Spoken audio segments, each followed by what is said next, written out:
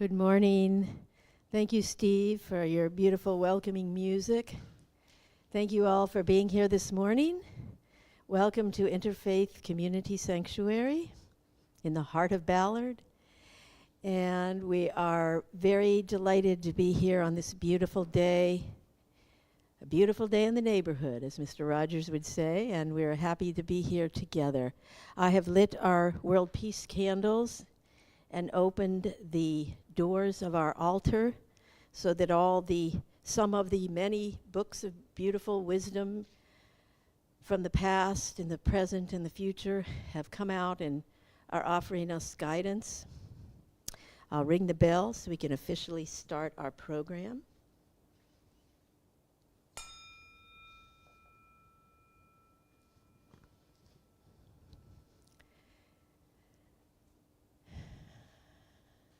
And I want to take a moment here, first thing this morning,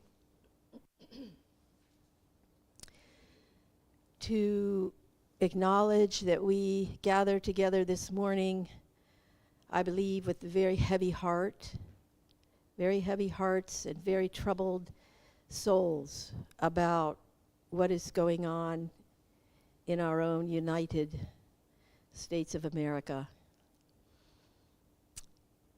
And I think it is right and good for us to acknowledge as a house of spiritual worship and spiritual practices that we acknowledge the difficulties that are going on and the feelings that arise in all of us, complicated, complex feelings, and we don't want to push them away. We'd like to take our own teachings to heart and acknowledge those feelings and work with them and deal with them and take care of them, as we sometimes say. So let's take a few moments here in silence. Let's take a few minutes of deep silence to cradle our hearts, close our eyes if we're comfortable doing that, focus on our breath, be in the present moment, here and now. We were meant for this moment. Each one of us was placed here on this planet at this time and in this place for this moment, now, today, in community. Today we are with our spiritual community and we are grateful. So let's breathe in and breathe out. We breathe in, noticing our body, and we breathe out, relaxing our body.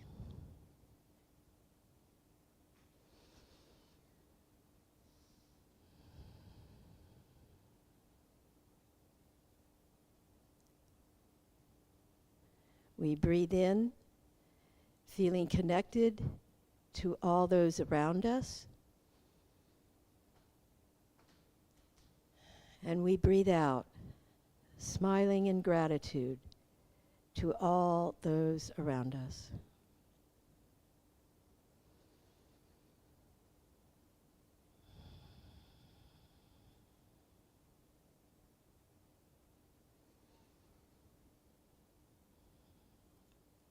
As we have feelings coming up within us, we cradle those feelings. We acknowledge those feelings. Just as we would with a child or a best friend, we honor those feelings. We give thanks for our ability to feel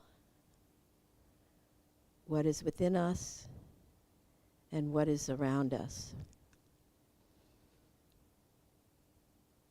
And we know in this world of interconnectivity, whatever happens to one of us happens to all of us.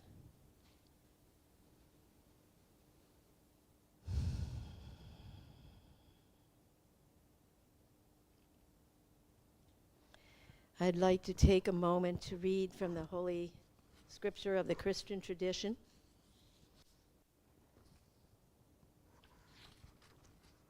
A passage from the Gospel of Matthew.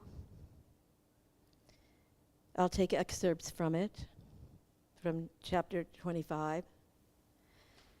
When the Son of Man comes in his glory and all the angels with him, then he will sit upon the throne of his glory, and all the nations shall be gathered before him. And he will sort them one from another, as the shepherd separates the sheep from the goats. And he will station the sheep on his right hand and the goats on his left. Then the king will say to those who are on his right, "Come, you who are blessed by my Father, inherit the kingdom which has been made ready for you from the beginning of the world. For I was hungry and you fed me. I was thirsty and you gave me to drink. I was a stranger and you took me in. I was naked and you clothed me. I was sick and you visited me. I was in prison and you came to me." Then the just will answer him, saying, "Lord, when did we see you hungry and feed you, or thirsty and give you drink? When did we see you a stranger and take you in?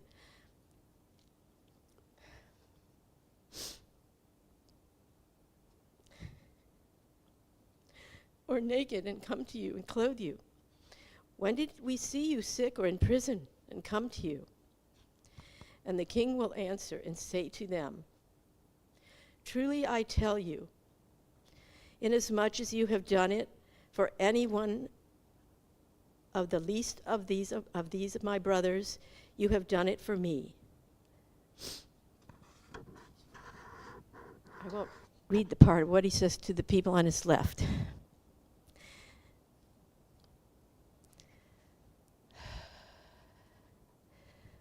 I want to take some time to welcome our ancestors, whom we need badly right now. We need their power, we need their wisdom, we need their strength and their fearlessness. Many of you know I've been on a trip to study some of our ancestors here in the United States of America, in the deepest part of the South, where some of our ancestors fought valiantly as warriors, as we know of our tradition now of warriors, peaceful warriors, non-violent warriors, for the right and the good. And I call upon those ancestors from the past, way past, the Native American ancestors who died for their people and who fed and took care of each other in the light of terrible tragedy. And we ask our ancestors to give us strength, to give us wisdom, to help us discern right action and good action, and to support each other in these difficult times. We ask our ancestors to accompany us on this journey, because it is not a journey that anyone can or need make alone. So let us gather in community and support each other. And for any who would like to discuss more in detail how this might look today in our world around us, we will be meeting after the service to discuss ways forward that are consistent with our spiritual path and our spiritual calling. And we thank our ancestors for guiding us on this journey, because they have been there before us and they have learned valuable lessons. I'd also like to thank and acknowledge the first peoples of this land who have lived through the same and worse horrible times with being othered by us, by people who felt we were better than they were. And those folks are still with us today. They have survived.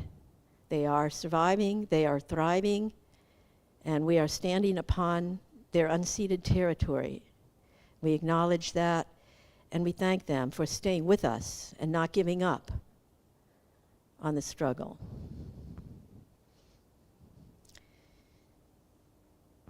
I have a reading for the Divine Feminine from one of my teachers and friends who I consider to be, in a way, for me anyway, of one of the voices of the Divine Feminine. Her name is Mariam Sabah. There are moments when you might look around and measure yourself against others, wondering if you fit in, if you are enough, or if your uniqueness is too much. It's easy to forget that what sets you apart is also what makes you precious. Think of the ghost orchid, rare and elusive. It's found in just a few hidden swamps of Florida and the Caribbean. Out of more than 25,000 species of orchids, this one stands apart. It blooms unpredictably, and its value lies in being exactly what it is: singular, quietly beautiful, and complete. Ghost orchids don't grow in soil. They attach to tree trunks, drawing moisture and nutrients from the air and the rain, making them sensitive to changes in forest health. They also depend on a rare moth for pollination. The ghost orchid's particular needs are what make it rare, reminding us that true uniqueness comes from honoring our deepest needs and our natural place in the world. You don't have to shape yourself to match what surrounds you. There is a strength in being one of a kind, in honoring your own shape, your own story, your own way of shining.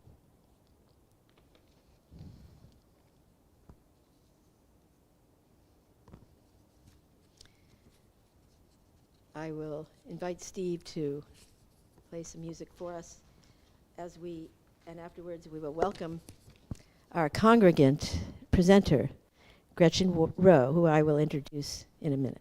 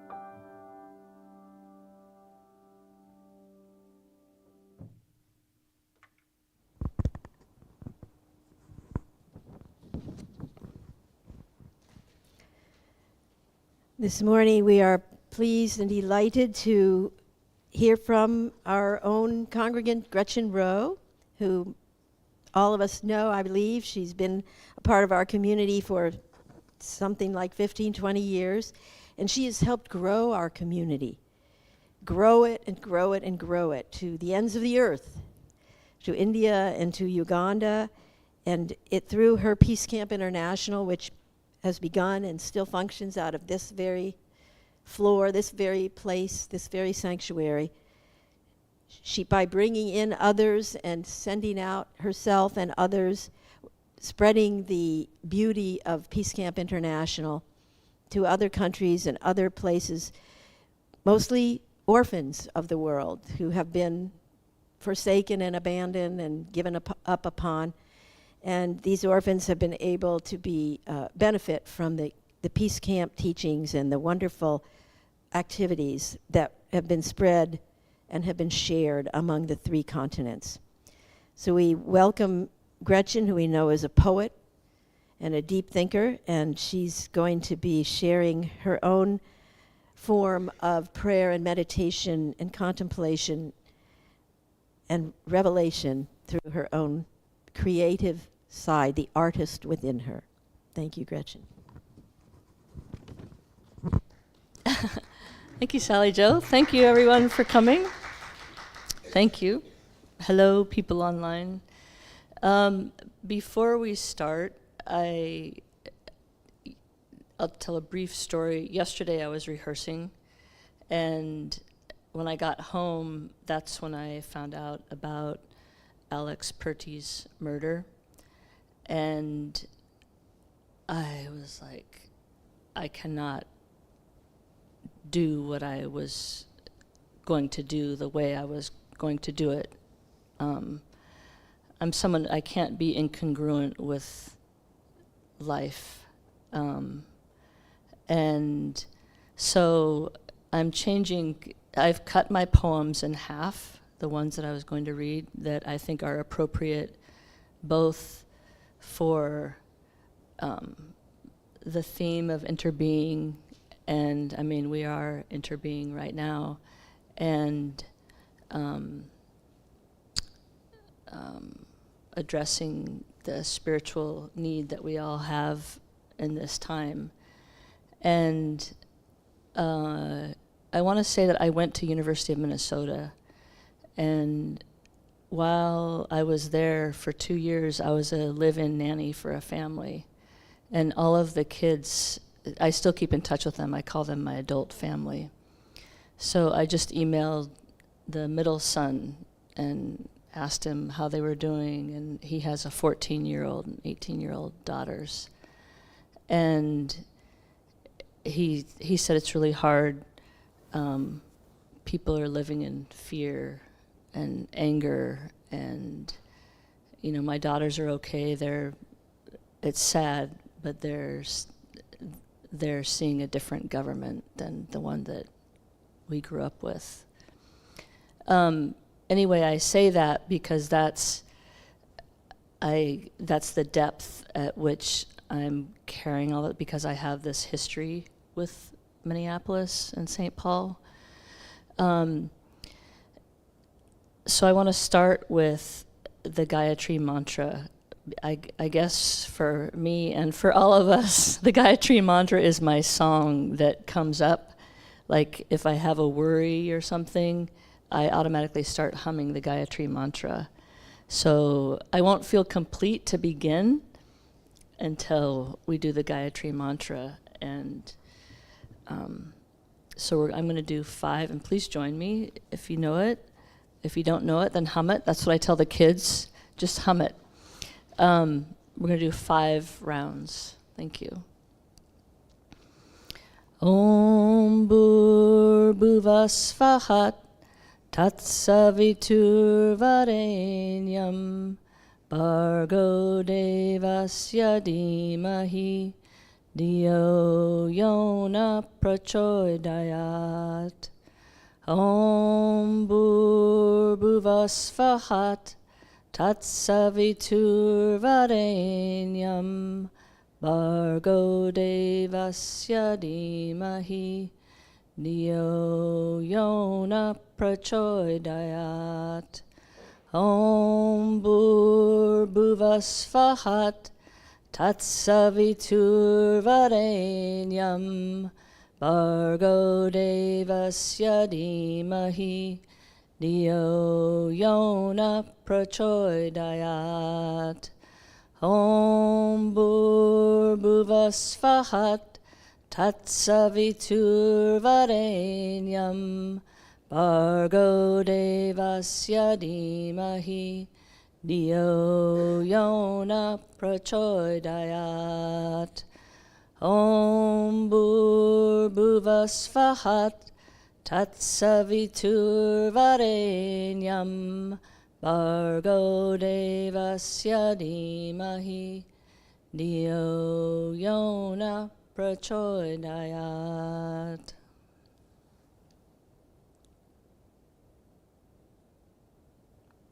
Thank you. Okay. Now to shift gears. I feel like I'm holding 10,000 joys and 10,000 sorrows, and we're balancing the boat. Like some of you need to move over on that side. But I'll carry the weight on this side. I'm just kidding.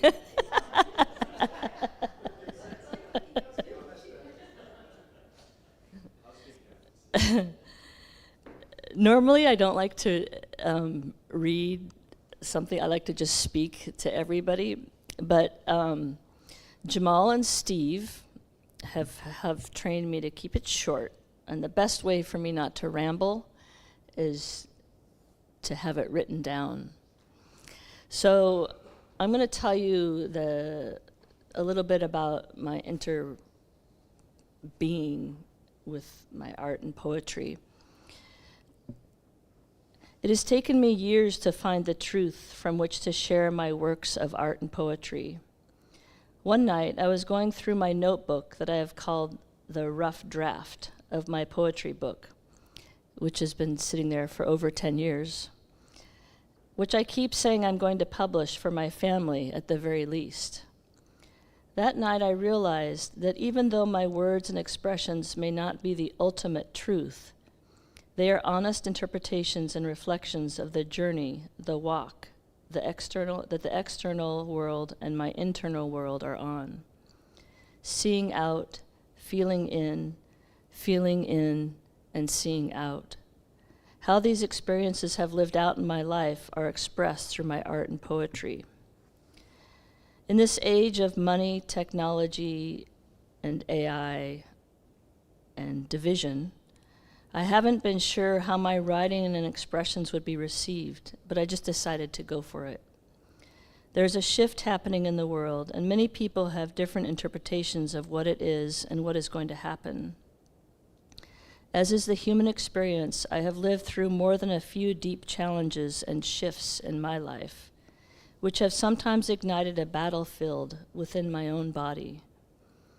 With the blessed foundation of unconditional love from my grandmother and mother, I was compelled to walk toward a healing path, rather than one of regret, anger, and cynicism. From this love, I've also been blessed with healers and spiritual teachers who also practice their healing arts from a place of unconditional love. Holding those hands, I've been able to let one reality die a peaceful death and open up to a newborn reality. Now I realize for me, life is an act of living and dying. Each time a part of me dies, a new part is born, just like in nature. As you listen to my poems, you'll hear a lot about love, God, and nature. While listening and looking at my artwork, you'll be witnessing my journey my journey of integrating those forces to create and celebrate the peace, love, hope, faith, and harmony in my inner being, which I often refer to as my soul. With that, I'll begin.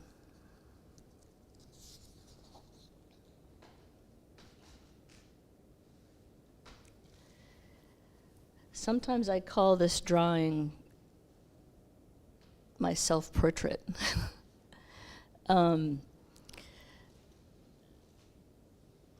The poem that I put to it is called Breath, And I've read this poem a few times over the years. God, may I breathe into you while you breathe into me, my breath, your breath. May I sing into you while you sing into me, my song, your song. May I dance inside of you while you dance inside of me, my rhythm, your rhythm.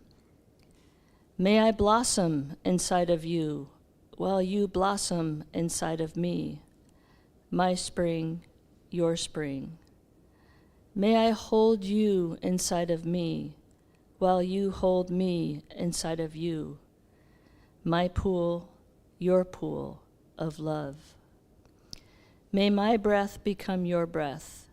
May it become our breath, our love, our ecstasy, all breathing into life. This poem I wrote before, when I was teaching, and I went to school one day, and I wasn't feeling the interbeing. I wasn't, and for me, I really need to feel connected. And so I thought, okay, what the kids need from you most is to be present. So instead of trying to flitter about, trying to make this lesson better, that lesson better, make yourself better, so that whatever comes, you'll know what to do in that present moment. And so I sat down at my desk, and this is the poem that came out of me. And once I had it written, I was like, yeah, okay, I'm ready now.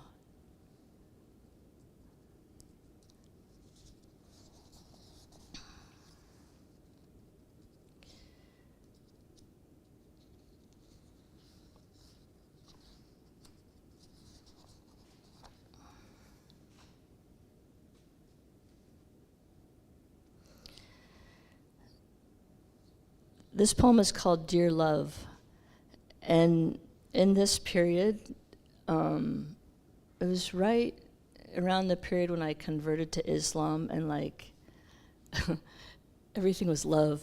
In fact, a teacher told me, Gretchen, your classroom just can't just be full of love. But it is, you love, and then you teach the curriculum, but you do it through love. So anyway, this is Dear Love. Dear love, thank you for continually breathing your sweet breath into and among us. Thank you for beating your love rhythm through our hearts and eyes, so that we may be nourished by you and the other. Dear love, may we take in and digest your infinite, visible, but invisible power, beauty, and warmth, that which lifts the corners of our lips and expands our chests and waters our eyes. Dear love, you never fail. You are the light of forgiveness, the friend of the stranger, and the language of all creation. Thank you, dear love, for your existence, whether known or unknown. Without you, we would be nothing. With you, we are everything. May we live and breathe in that beauty. Amen. That became a prayer.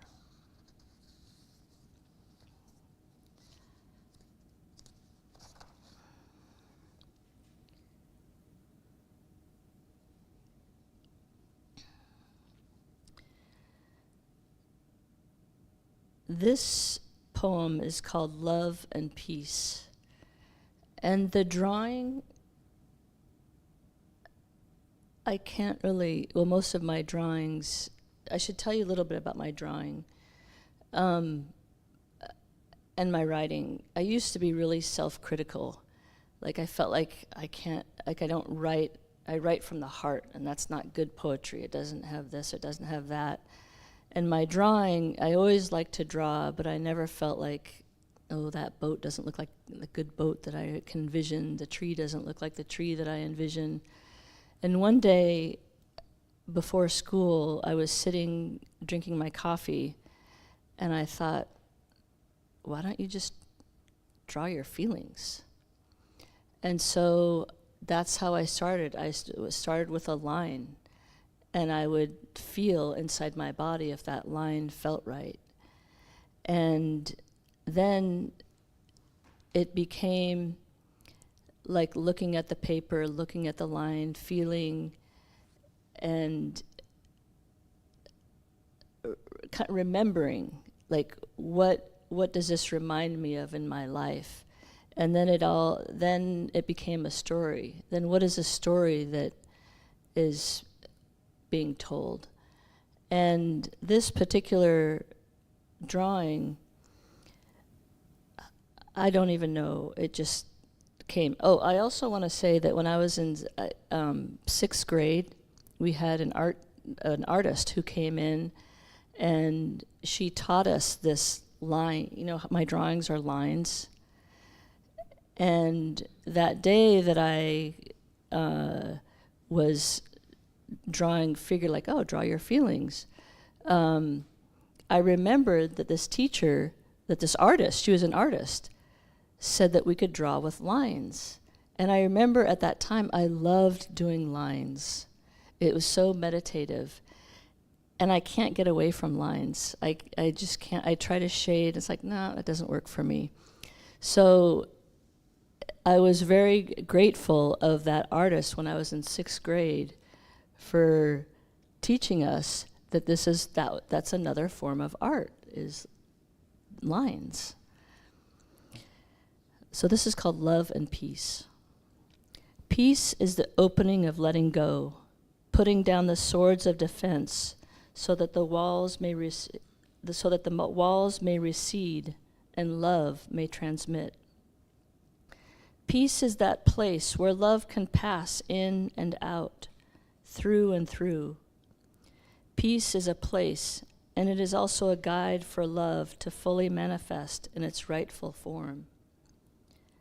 Love and peace, seeing each other in the mirror of life, the perfect couple. One is the other is one. Love and peace, when they look at each other, they see themselves.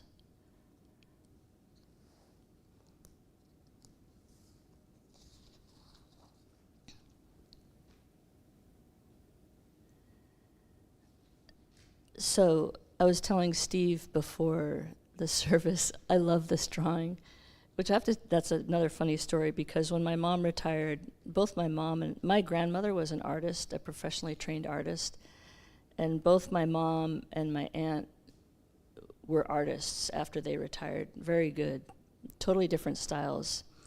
And I remember in my self-critical stage, sitting with my mom and her showing me her paintings, and she would say, "Isn't it so beautiful?" And I thought, wow, she thinks her own art is beautiful. I hope I get to be like that someday. And now I am, and it's all because of that day that I said, draw your feelings. And it's like, I don't even care what anybody else says, because it's my truth. And this one, I have no idea where the first line is. The poem that I'm going to read is called Faith. Usually I don't like to tell people what I see in the drawing, but this one I'm going to. What emerged was a person, like running.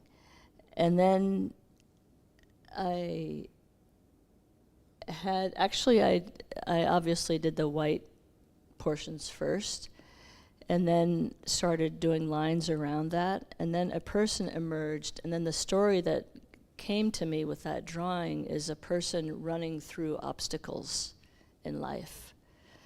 And so the poem that I put with this drawing is called Faith. You hear the wind, it speaks to you. Don't doubt, have faith. You ask the wind to send your heart's prayers. Doubt tries to sneak in. Have faith. The wind blew, something in you paid attention. Let it speak. Have faith. There is pain. There is suffering. The wind is blowing. The soul is listening.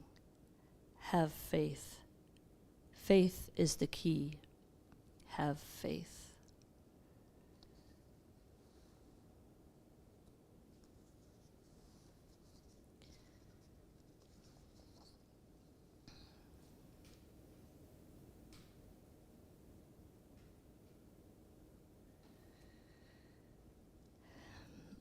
This poem is called The Harmony of Silence.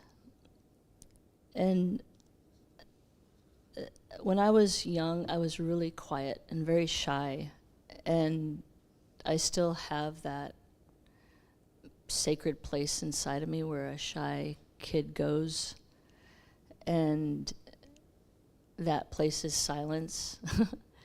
And it's kind of my comfort place. And I'll go there. And when it gets really noisy, sometimes I think people don't understand that it's so peaceful in the silent place. So this poem is about that. The harmony of silence. The harmony of silence. Many don't realize or are unaware that its beauty has grabbed hold of their being. Blind and deaf to the fact that silence is there and has brought peace to their soul. The harmony of silence, its music ignored, talked over, providing false comfort for the fear of silence, the fear through which one can only feel the vibrations of their own screams calling from within. The truth of silence becomes overwhelming to the false covering of their soul. Dip, wade, and then swim into the pool of silence. Rescue the fear as you dive for the light that is calling you from the depths, the darkness. Silence. Listen for the harmony with the pulse of your being.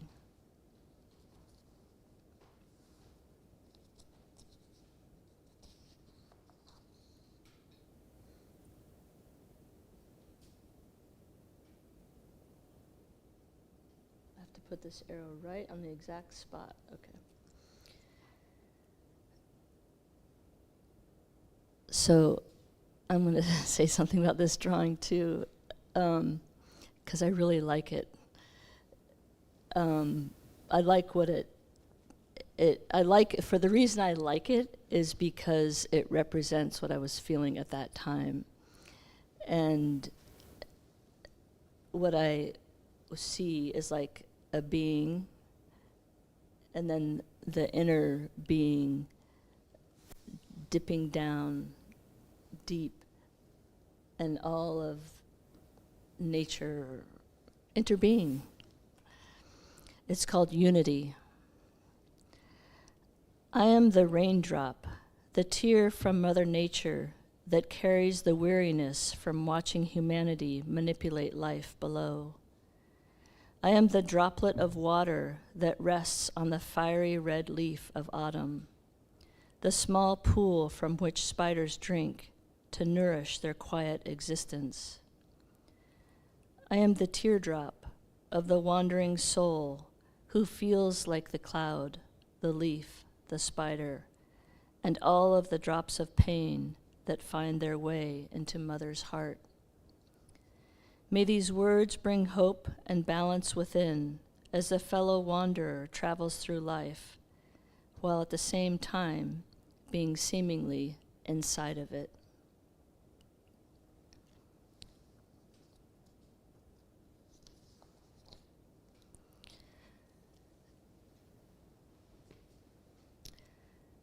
So, those are my poems and my drawings. I cut them in half because I wanted to give more time for Steve to play the piano. And before we do that, I'm going to transition to children, because children are really the pure wise ones. So when I was teaching, one of the activities that I did with the students is I would give them a line, like a starter, a line and starter images. And I told them, basically, I didn't tell them that it was my way, but I told them, I said, look at the line, see, think inside yourself, feel inside yourself, remember things that you've done in your life, and just do whatever you want with that line. And while you're working with that line and you're drawing, oftentimes when we're drawing, wisdom comes up. And so as words or maybe some wisdom comes up in your mind, write it down on your paper, on your drawing. So I'm including 5 or 6. I have like over 20, but I had to only choose I think I have 5 or 6 of them.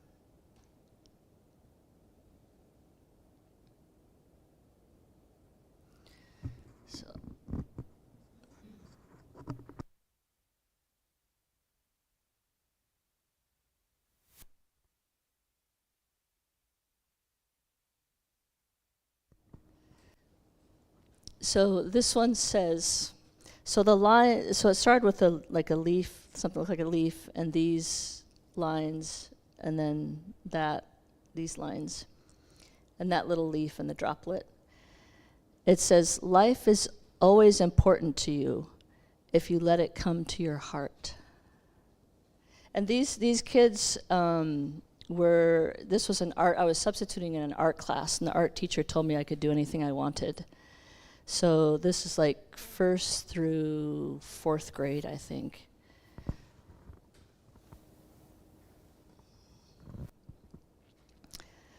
And this one, the line was like here and little, I like leaves and birds, so that often is what's in my starter point. And honoring the children who are not flowy like me, I thought, okay, I need to have some of them that have concrete things that they can start with. So this one says, different but nice, no matter what, calm and peace. And you can see that she has dark here and then light. And she's saying they're different but nice, and they both represent calm and peace. Isn't that amazing?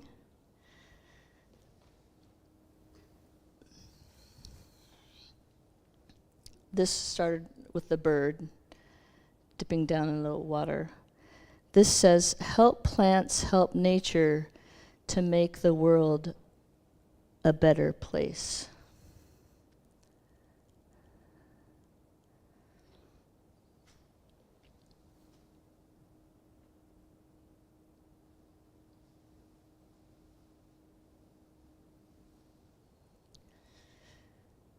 So this is the starter of the one that had the dark and the light. You recognize the circle and squares.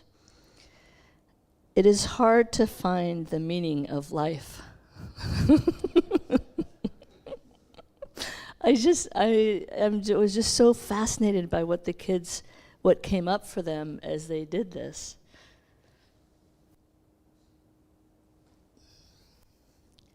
Like, this is the bird again. And this person made like water and a fish here. Be brave. We fail if we don't face fear. I think this is really interesting because I guess this fish is the one that's being brave. And maybe he's trying to catch something.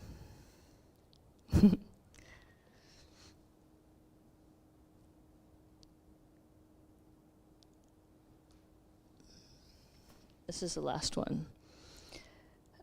And you can see where my starter lines are. When you dive deep down, you will find what you were looking for.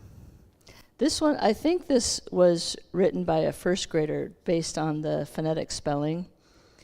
I taught first grade for 4 or 5 years, And it is amazing what that age does. I always say everyone should teach first grade, because it's like they're coming, you're witnessing them coming from the other world into this world, and it's really pronounced. I mean, we're constantly doing that, but in first grade, it's something else. So those are the kids' drawings. Aren't they great? Yes. Yeah. Okay, so now I believe we're transitioning to your piano playing. I wanted to give Steve, extra time to play the piano so we can, do whatever we need to do with ourselves right now. So thank you.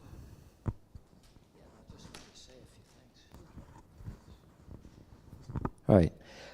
So I was touched so much by this presentation. And there are many similarities. So Gretchen starts with a line. I start with a note. And she paints her feelings. I play my feelings. I'm not thinking when I'm up here. There's no words going on. Sometimes I have a little idea of like what I'm going to start off with, but it takes on a life of its own. Sometimes I don't. Today, I'm just, well, I've said this before. We take for granted this instrument here, but this piano was designed and built by human beings. And what was its purpose? Its purpose was to bring beauty into the world.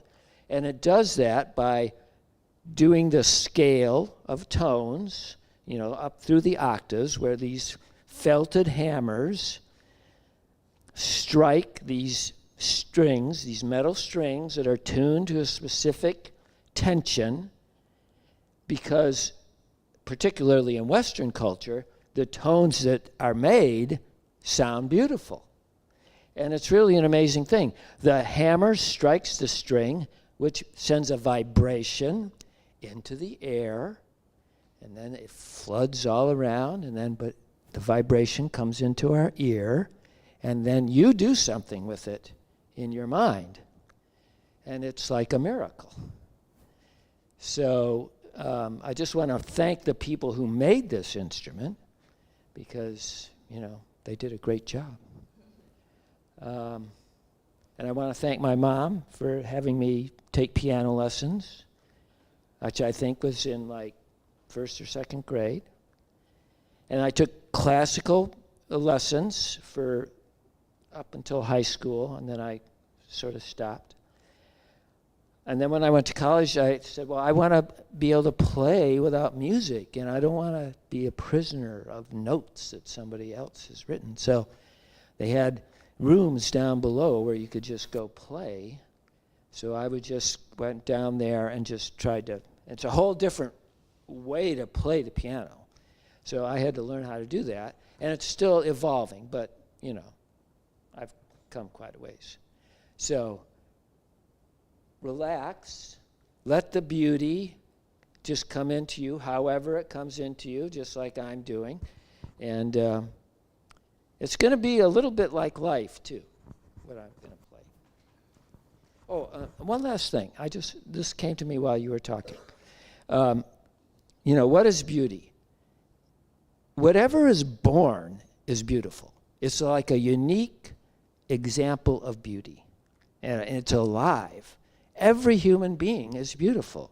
Every little insect, every little grain of sand is beautiful just because it's alive. It's part of the world. Okay.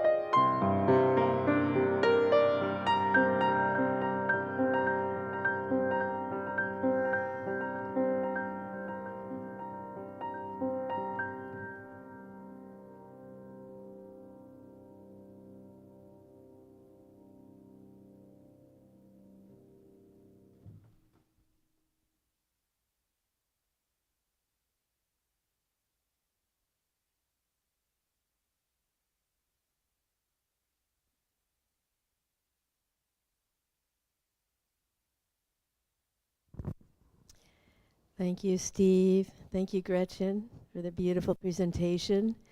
Thank you all for listening so intently and participating with your heart. This is the time now that we would like to open the floor for people to give responses, reflections, perhaps questions, responses to what Gretchen has presented, if you feel so moved. And it's open. We're still online. If I could start, I want to thank you from the depths of my heart for this beautiful presentation. I found the stories you told about each painting, each drawing and poem, really, for me being a word person, it really helped me connect with the art and the poetry in a way that, you know, I have to confess, I got a sneak preview of this yesterday, but she left out all the stories. And so today I had a very different experience from yesterday, which would be expected anyway. But I found, knowing Gretchen and knowing that she's a storyteller and I'm a storyteller and we tell a lot of stories about our teaching, and this really resonated with me, and I'm glad you didn't leave out the children, because I had told her, I think we need to do a retreat where we get to do this with you. I want to do this now. I want you to give me a line and let me draw my feelings, because I feel I could do that. And I've always been one of those people who wouldn't do art because I was too self-critical of everything, which is part of the reason why I offered the Divine Feminine reading this morning. And I didn't know you were going to tell that story about yourself, how you used to be that way. I don't think I knew that. Maybe on some level I knew it, or I figured it. But anyway, I resonated deeply and personally with this presentation, and I grew a lot from it. And thank you so much. And if anyone else would like to speak, I'll pass the mic around for you so you can share or ask or.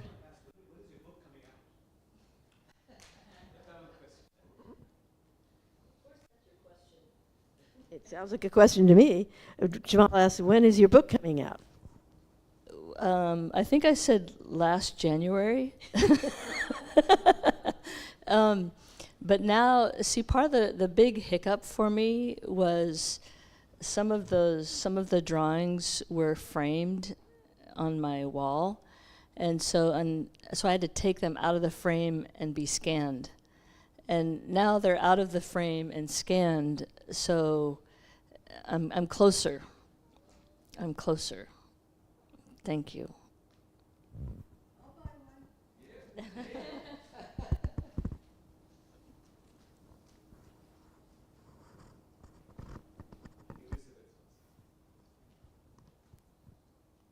Thank you. Everything that Sally Jo said, it was a deeply moving journey this morning. Thank you for bringing your artist self to this congregation. I really appreciate you and your artist in our community. Wow, so many things. One of the things that's sticking with me is the peace and the love, and the poem that went with that, and how they could see each other. And also, if you don't mind my sharing something about something that happened to me last night.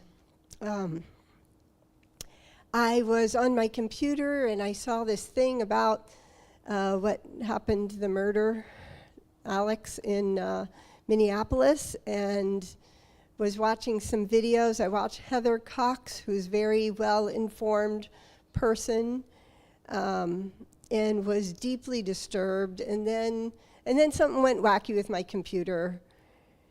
And I turned my computer off and I went to the kitchen and I was ranting to my beloved husband, and he was just he stayed in a good place as he responded to me, which was it was such a lesson, because it's what we need.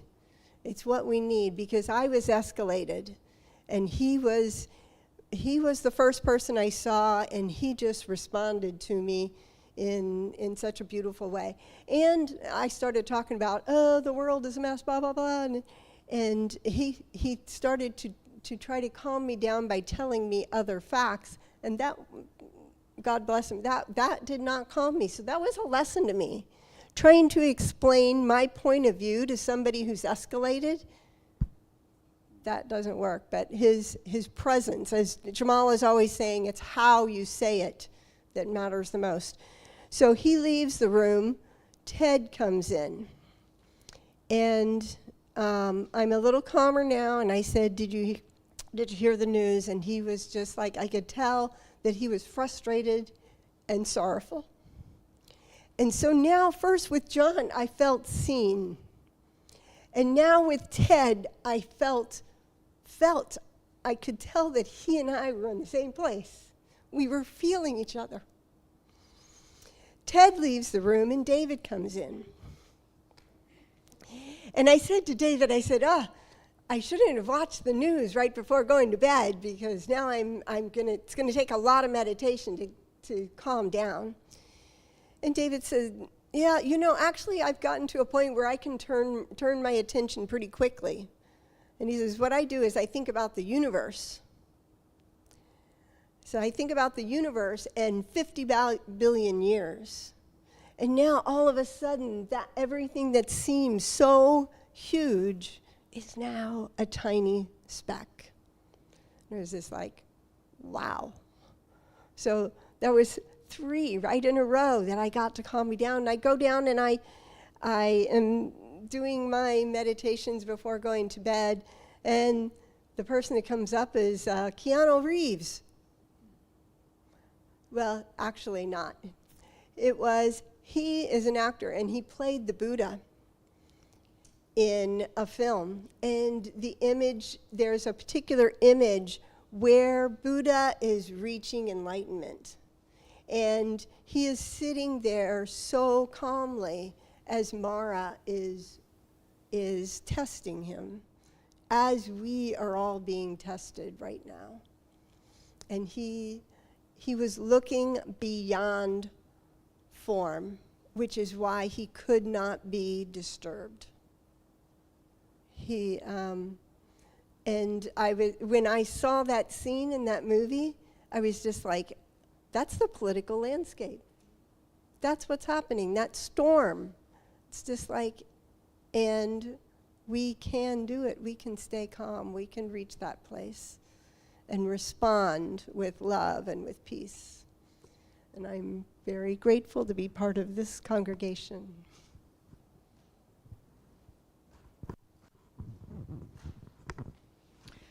Part of me is speechless. I am so touched and moved, but I feel called to say something. I echo what I've heard from Sally Jo and Elizabeth. I think a lot about the power and the potential of interfaith and interspirituality. And I have great hope in what we together can do. The wisdom, the shared humanity, the love that resides in all of us. You have embodied that so beautifully. I thank you.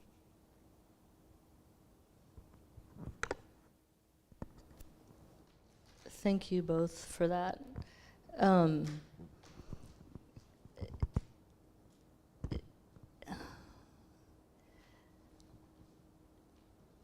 I don't know if this was because I was shy when I was young, and so I would see out, like, everyone else seemed like they were great and beautiful, and I was, I don't remember not liking myself and not feeling love. Like I said, from my grandma and my mother, I'm responding to you because that's how I see everybody. And it's funny because I didn't, you know how we project ourselves on life. And I knew that I did that, but I'd never thought that I did that.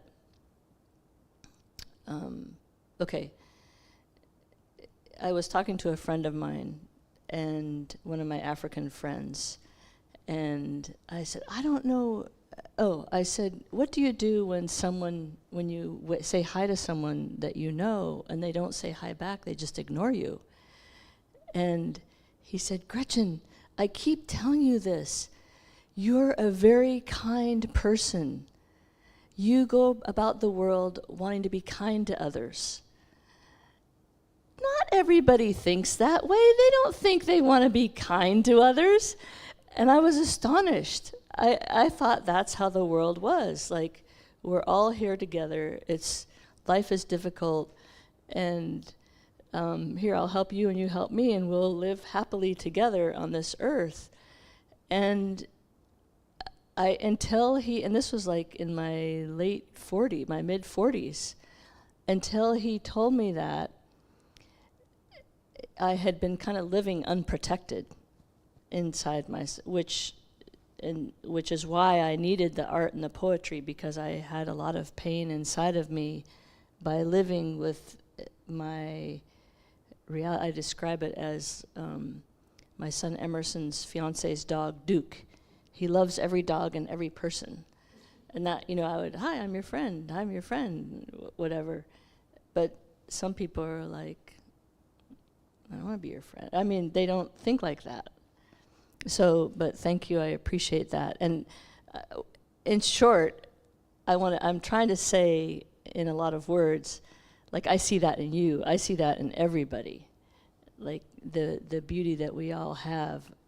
And it's taken me a long time to accept, to say, oh, like, Nina's really good at that.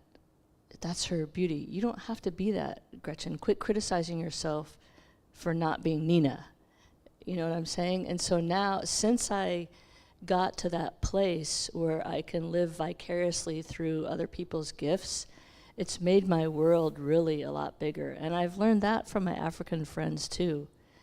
I remember when Bryce was a senior in high school, his band went to Ireland, and I was showing my African friends the video, and they all were like, I don't know if I ever told you this, they were like, wow, there's our Bryce. It was like he was their son.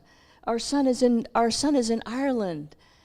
And I was to myself thinking, well, that's a nice way to live. You just, like, everybody belongs, and he's in Ireland, so you're in Ireland too. And it really opened my eyes and my heart that, and it's so beautiful because I've accepted the fact that I'm me, and I know Steve's a good piano player, and I know him, and I can live vicariously through him. I don't have to be Steve. I don't have to have his gifts. He has his gifts. But I also have his gifts because I've let them into my heart, so now they're my gifts too. I'm babbling, but thank you. I'd like to add one other thing to this to everybody's response. I think that what you did for us here today, Gretchen, is you helped us see your spiritual path. It wasn't just a talk about art and poetry. It was a sharing of a spiritual journey. And that's why the stories were so important, because life is a story. And you always say that quote, Jamal, the world is not made up of atoms, it's made up of stories. And that's what I learned on my trip when I was studying the history of our country. The history of our country is stories, and they need to be told. And the history of ourselves in our being evolving into, even like Elizabeth, what you were saying, your story of how you dealt last night. We all have a story of yesterday. We could all explain it in our own way. You were telling a spiritual journey of yesterday. And Nina, you were telling a spiritual journey. So this is what this community is about. It's about our spiritual journey that's happening every moment of our lives. And it's happening in the present. And it's been happening in the present ever since the past. And it will be happening in the present in the future too. And so if we can grab onto it and recognize it and be part of it in the present, it will take us forward into a new territory. And that's what I felt your talk was talking about somehow too. And I love that about it. And what I love, whenever people share, I feel that's what we share with each other, is our own journey, and we celebrate our journeys, which are all different and all similar.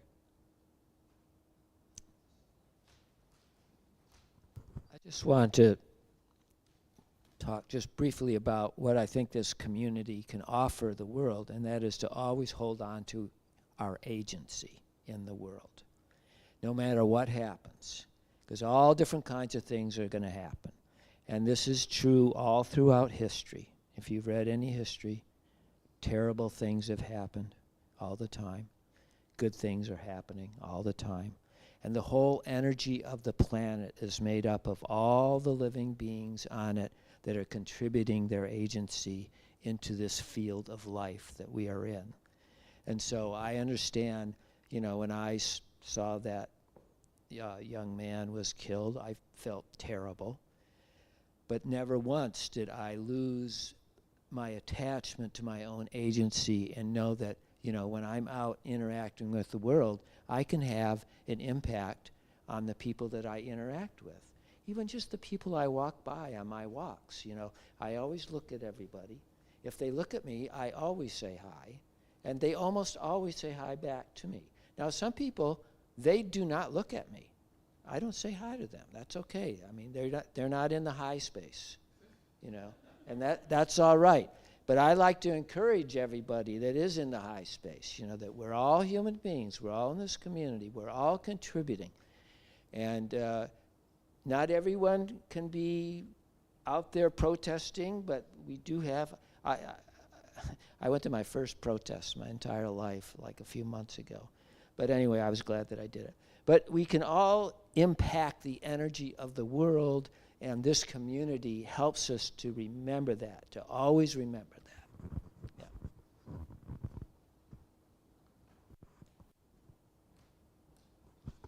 Okay, well, again, a reminder that we're all invited to come downstairs. We actually have some treats. We have coffee made and cream, and we have muffins and some fruit. And we need each other. So if you need, I was feeling grateful to you and interested that it was interesting, Elizabeth, how you had 3 people you could interact with immediately when you were having that experience. And sometimes we're all alone with those experiences. I mean, we're sitting in our house alone anyway, and we feel alone. We're not all ever really alone, but let's take advantage of the fact that we're here together and we can interact with each other if we choose, and it will be a positive experience because we care for each other and we love each other and we'll support each other, whatever it is we're feeling. And so I welcome you to come downstairs and join us. I have a few things to cover before we leave the premises up here, and that first one is our sharing our wealth. So I'll pass our plate around and thank those who are in the cyberspace for all the gifts they give, and thank those who are here today and those who are not here today but who give virtually online. And there's a QR code in your order of service. Try it for me, make sure it works, because that's a new thing I'm doing now. And I encourage you to give freely of what you love. And if you have some wealth, you probably love having it, so give freely of it because we all need it. Okay, that was a good one, Sally. Where'd that come from? And you know what? You never lose anything when you give. That's a lesson I learned early in life, and I've never forgotten it. So thank you for giving, and thank you for receiving it back. We also give in so many ways every day of the week with the programs that we offer here in the classes and the different meditations. And we want to call your attention to our website, which lists things. We have a meditation group on Thursday. We have a Course in Miracles. We have the Sisius Medicine Circle and the healing that goes on with that. We have classes in the Masnawi and the Rumi books. And Elizabeth has a new class on Tuesday. Why don't you share about that a little bit? Yeah, I have a class that I'm calling Healing the Dark Side of the Interbeing, and it's kind of an advanced practice because it's asking us to face the fact that when we have difficulty with someone out there, there's a component in here that's part of that. And so tonight Tuesday night, it'll be in person here. If you're really interested in doing it via Zoom, I could set that up, so contact me. But there's 3 parts to it. Oh, it's 7 o'clock. And there's 3 parts to it. On the first one, you select someone who disturbs your peace, and you set them in front of you, and you say, I see you. In the second part, you will take that person and you will become as Mother Mary, and you hold this person in your lap the way she held the crucified Christ. And this is the part that is really hard for a lot of people, because you're talking about somebody who disturbs your peace. And you say, I love you. And the third part is where you take this person and you have them sitting next to you, and the concentration is, I am you. And so this Tuesday when I do it, it's the first time I've done this particular practice with it being held in a container of chant. Usually I do it in a container of prayers by Hazrat Anayat Khan. So anyway, it's a little bit of an experiment for me. So Thank you for bringing your creativity to us. I'm just wondering if there's the chants are translated, or I mean, I just have a hard time when I don't know what I'm saying.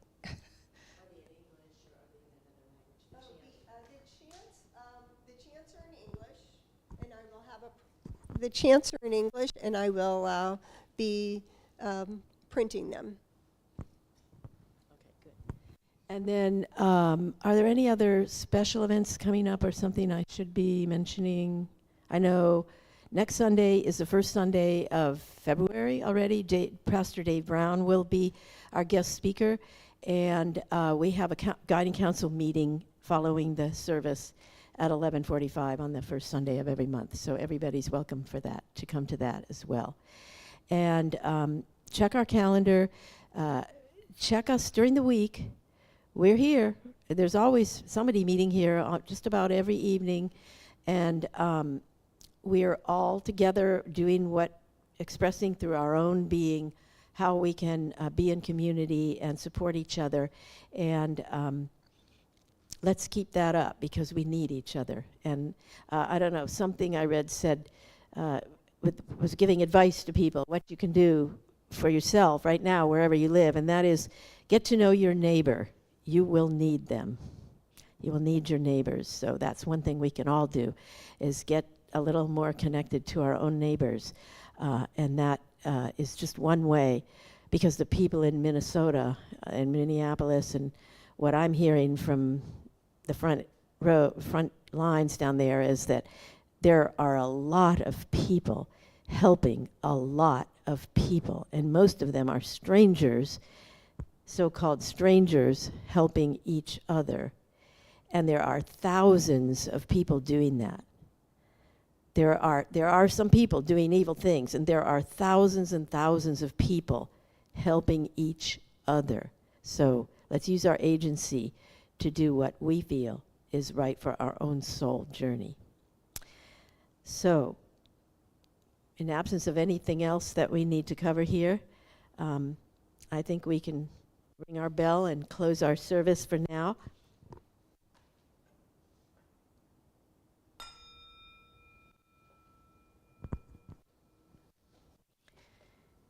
And we do take a time for our prayers, supplications, and